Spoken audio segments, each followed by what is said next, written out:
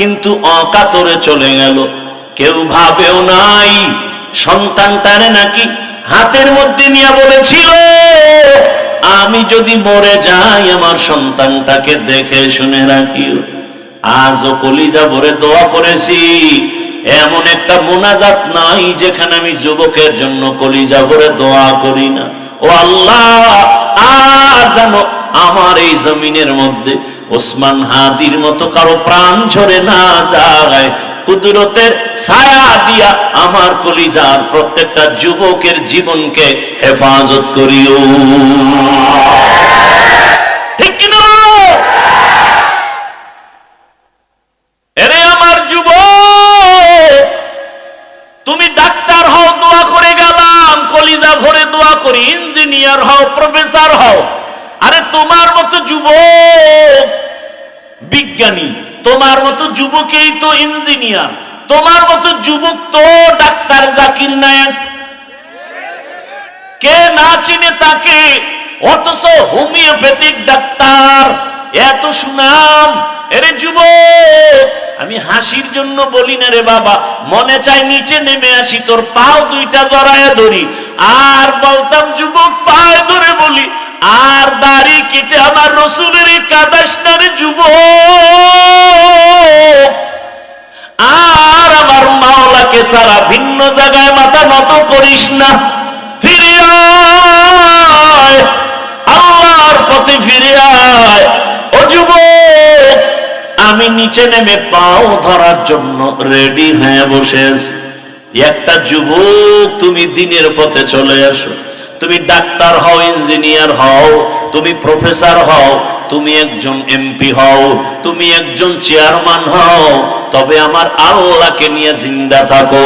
তোমার সম্মান এত বেশি, আজকে তুমি টাকার পেছনে দৌড়াও কেন? জ্ঞানটাকে কাজে খাটাও, চরিত্র ঠিক রেখে বড় হও, লেখাপড়া করে একটা জায়গায় যাও, টাকাওয়ালারা তোমার পেছনে ঘুরবে। আল্লাহর ভয় অন্তরে জমা করো, ওই মালিকের আপন বানাইয়া চলো। অনেকে মনে মনে ভাবতে পারে এটা কেমনে সম্ভব। হ্যাঁ, তুমি এবার নিজে তাকায় দেখো, জীবনে মাদ্রাসায় যায় নাই, আলিফ বাটাও শিখে নাই। তোমার লাইনের জেনারেল যুবকটা স্কুলে পড়ে, কলেজে পড়ে, 5 বেলার নামাজ পড়ে নাই। বলো তোমার কপালটা কেন এত খারাপ? তুমি পারো না কেন? কত ওসি, কত ডিসি, কত এসপি 5 বেলার নামাজ পড়ে। তোমার লাইনের যুবক র্যাব, আর্মি, পুলিশ, বিডিআরের চাকরি করে নামাজ ছাড়ে না, নদীর মধ্যে মাছ ধরে নামাজ বাদ দেয় না। বলো তুমি কেন পারো না? রাস্তায় গাড়ি চালায় কত যুবক নামাজ ছাড়ে না, বলো তুমি কেন নামাজ পড়ো না? আমার মন বলে তোমার কপালটা পুড়িয়ে গেছে, তাড়াতাড়ি তওবা করে নাও। কয়দিন আর বাঁচবা? মরণ যদি হয়ে যায় খালি হাতে কবরে যেতে হবে। ও যুবক রে, ঘুমের মধ্যে লাশ, যুবকের লাশ। ওই যে কয়েক মাস আগে আমি বাইতুল্লাহর সামনে জিয়ারতে ছিলাম, হঠাৎ খবর শুনতেছি এক আল্লাহর বান্দা বিদেশে টাকা পয়সা কামাই করে আসছে, বাংলাদেশে পরিবার নিয়ে কিছুদিন আনন্দ করে আবার চলে যাবেন। এয়ারপোর্টে নামলো, পরিবারের লোকেরা গাড়ি নিয়ে আসছে, গাড়ির মধ্যে উঠছে, কত দিনের আনন্দ। যাইতে যাইতে যাইতে যাইতে বাড়ির কিনারায় যাওয়া মাত্র একটু দূরের থেকে গাড়িটা পানির মধ্যে পড়ে গেছে। ওই আল্লাহর বান্দা যুবক নিজের কাঁধে স্ত্রীকে টেনে টেনে নামাইছে। সন্তানটা বাচ্চা সন্তান, একটা শিশু বাচ্চা বাবাকে যখন একটু ডাক দেয়, কলিজাটা শান্ত হয়ে যায়, প্রাণটা ভরে যায়। ওই সন্তানটা পর্যন্ত মরে গেল। সাংবাদিক জিজ্ঞাসা করতে গিয়া এই পরিমাণ কান্না করেছে, আর বলে মানুষ গরিব থাকলেও তো ছেলে মেয়ে নিয়ে এক জায়গায় থাকার একটা আনন্দ আছে, আমি কপাল পোড়া সে আনন্দ পেলাম না। টাকার জন্য বিদেশ গেলাম, সেখান থেকে আজ আমি টাকা স্বর্ণের অলংকার নিয়ে আসছি আমার বিবির জন্য, আমার সন্তানের জন্য। আজ আমার কপাল কেন এত খারাপ? বাড়ির দরজায় আসা মাত্রই কাছাকাছি গাড়িটা পরে আমার চোখের সামনে আমার কলিজার বাবাটা মরিয়া গেল, আমার হাতের সামনে স্ত্রী মরিয়া গেল। আমি এখন কোন ঘরে যাব? ঘরের বাতি দেনেওয়ালা নাই, আমাকে বাবা বলে ডাক দিয়া সান্ত্বনা দেওয়ার বাচ্চাটাও নাই। ও আল্লাহর বান্দারা, কার পিছনে ঘুরো? যার পিছে ঘুরো লেই খারাপ, তোরে মারার জন্য ওই বন্ধুটাই যথেষ্ট। শত্রু তোরে মারবে না, তোরে মারবে তোর এক প্লেটে খানেওয়ালা বন্ধু। ভাগে কম পড়লেই বলবে ওকে মাইনাস করে দাও, এ জমিন থেকে তাড়ায় দাও, ওকে রাখলে আমার ভাগে কম হয়ে যায়। এই বানা মানুষ মারার জন্য এখন কোনো দুশ্মনের দরকার হয় না। আপন মানুষ বন্ধুটা আপন বন্ধুটারে মেরে ফেলে। এরে আল্লাহর বান্দা, ভালো করে বুঝো, আজকে তুমি এখানে আছো, আল্লাহ বারবার বলে আমি আল্লাহ তোকে বলি না তুই চাকরি ব্যবসা ছেড়ে দিয়া শুধু আমাকে ডাক না। না, আমি আল্লাহ ইবাদতের বাউন্ডারির মধ্যে পুরো দুনিয়াটারে আটকায় দিছি। ব্যবসা করো ইবাদত, চাকরি করো ইবাদত, ডাক্তারি করো ইবাদত, ইঞ্জিনিয়ার হও ইবাদতের লাইনে চলো, আল্লাহর মোহাব্বত নিয়ে চলো। ও আল্লাহর বান্দারা, আজকে তুমি সুস্থ বয়ান শুনতেছো, আগামীকাল এই টাইমে আল্লাহ না করুন হতে পারে তুমি হসপিটালের রোগী হয়ে যাবে। তুমি গিয়া মোবাইল চালায় গুনাহ করে করে ঘুমায় যাওয়া।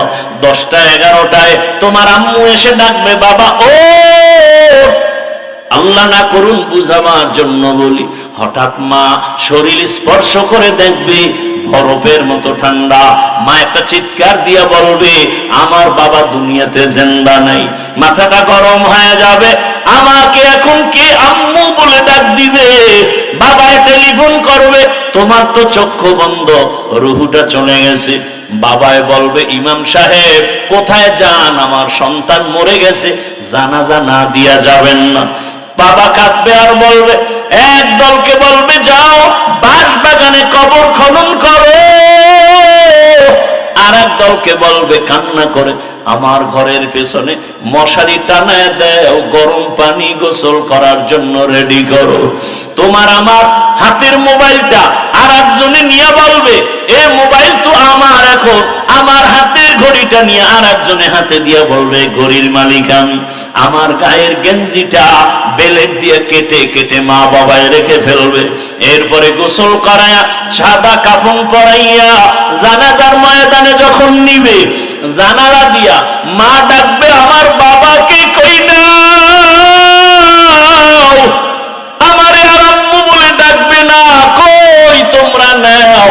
বলে জানাজার ময়দানে, বলে শেষবারের মতো চেহারাটা দেখাও, আমার বাবার একটু দেখিয়ে নেই, একটা নজর দেখবো।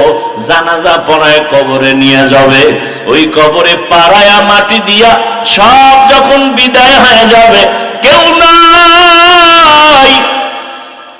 আজ আমার ডানে বামে সামনে পেছনে কত বন্ধু কত ভক্তের অভাব নাই। আমি মরে গেলে কবরে রেখে সব যখন বিদায় হবে, আরে অন্ধকার রুমে আমি ঘুমাইতে পারি না, কোন অনেক ভয় লাগে, অথচ মাটির ঘরে আমি একা কেমনে থাকবো রে বাবা। ওই কবরের সম্বল যদি ইবাদত না নিয়ে কবরে যাও, আরে আমার আল্লাহর পক্ষ থেকে ফেরেশতা 3টা প্রশ্ন করবে, রবের পরিচয় দাও, ধর্মের পরিচয় দাও, রাহমাতুল লিল আলামিনের পরিচয় দাও। এই 3টা প্রশ্নের জবাব যারা দিতে পারবে তাদের কবর হবে রওজাতুম মির রিয়াজিল জান্নাহ। আর যারা প্রশ্নের জবাব দিতে পারবে না, আল্লাহর পক্ষ থেকে অর্ডার হয়ে যাবে, ও ফেরেশতা এই নাফরমানকে আমি দুনিয়াতে কম নিয়ামত দেই নাই, আমি আল্লাহ কোনোদিন বাধাও দেই নাই, আমি আল্লাহ অনেক ছাড় দিয়েছি, নামাজ পড়ে নাই, রোজা রাখে নাই, আমি আল্লাহ একবারও রাগ করি নাই, খানা বন্ধ করি নাই, বাতাস বন্ধ করি নাই, বরং আমি আল্লাহ পাক মোহাব্বতের নজরে বারবার ডেকেছিলাম।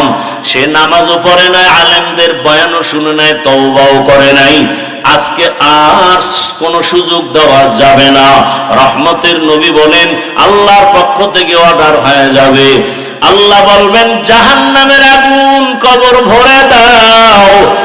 এক পর্যায়ে আল্লাহর কুদরতি আওয়াজ, আল্লাহ বলবে কবরের মাটি দুই পার্শ্ব থেকে গুনাহগার বেনামাজিরে জোরে জোরে চাপ দাও। কবরের মাটি এত জোরে চাপ দিবে পাঁজরের হাড় চুরমার হয়ে যাবে।